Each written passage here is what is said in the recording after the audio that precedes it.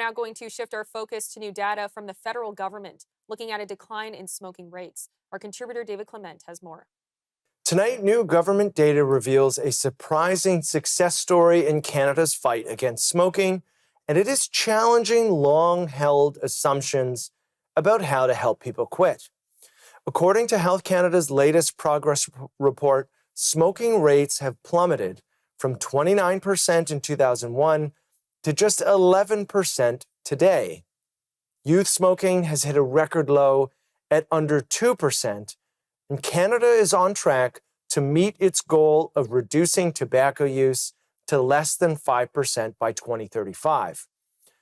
But the most striking finding is this: vaping working as a cessation tool, and the government's own numbers show exactly that.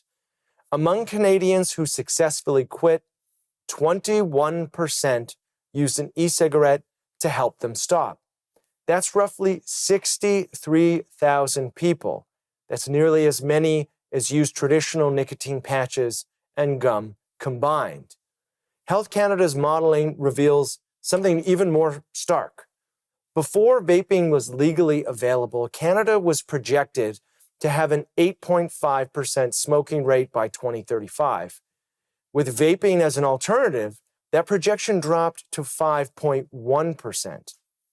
The federal report states plainly, the establishment of a legal vaping market has also helped many adults transition to a less harmful alternative to smoking.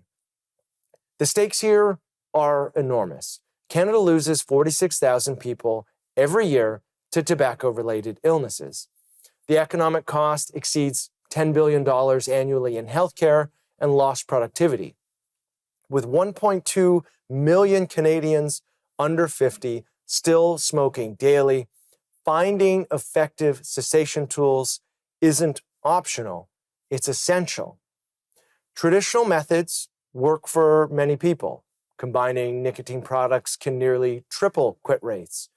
But over half of successful quitters managed alone, suggesting that traditional therapies aren't necessarily reaching everybody who's trying to quit. For tens of thousands of Canadians, vaping offered what conventional methods couldn't. Canada has taken steps forward with other reduced risk products. In 2023, Health Canada approved nicotine pouches, which are a tobacco-free product now available at pharmacies. The government acknowledges vaping helps adults transition away from smoking, but inconsistencies still remain.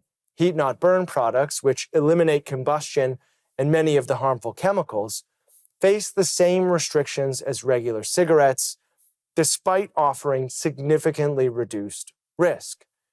The obvious concern is youth, but Canada appears to have struck a balance. Youth vaping dropped from 15% in 2019 to 6% last year, below the government's own target, while maintaining a legal adult market. And on the retail front, retail compliance with vaping regulations improved from 69% to 90%. The WHO's framework aims to end the tobacco epidemic. But the question facing policymakers is this: should the focus be ending smoking-related death and disease, or eliminating all nicotine use?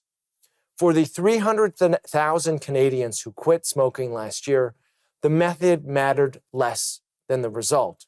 Some used patches, some quit cold turkey, and tens of thousands used vaping to escape cigarettes.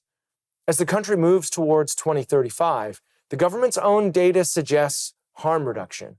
Embracing alternatives to combustible cigarettes may be one of the most powerful tools in the fight against tobacco-related disease.